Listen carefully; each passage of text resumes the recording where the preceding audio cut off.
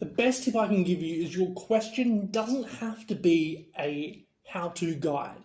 It could be something as simple as, what's it like to live in a fancy house? First, I want you to find your knowledge base. Don't give me excuses, give me knowledge. Everyone knows something other people don't. Think of it this way. Every great wizard in history has started out as nothing more than what we are now. Students. If they can do it, why not us? There's always someone out there who doesn't know what you're about to teach. Write down topics, information, or just data that you know.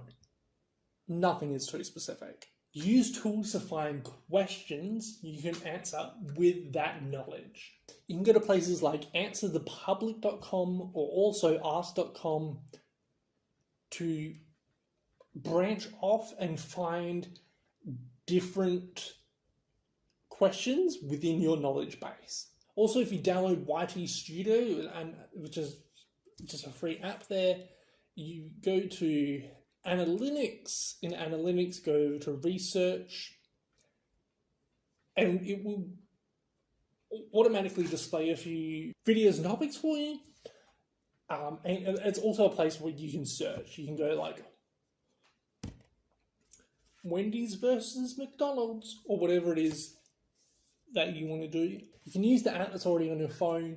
You can create a new account. You can go incognito, whatever you feel comfortable with, and then search 2 or 3 of your questions that you've got ready into the search bar, and YouTube will try to auto-complete what you're asking for or what you're running as an idea for a video, and that will do 2 things for you. First of all, it can verify if your question is being asked, which is good. That means people are out there looking for it. Secondly, it also helps generate possible titles for your video.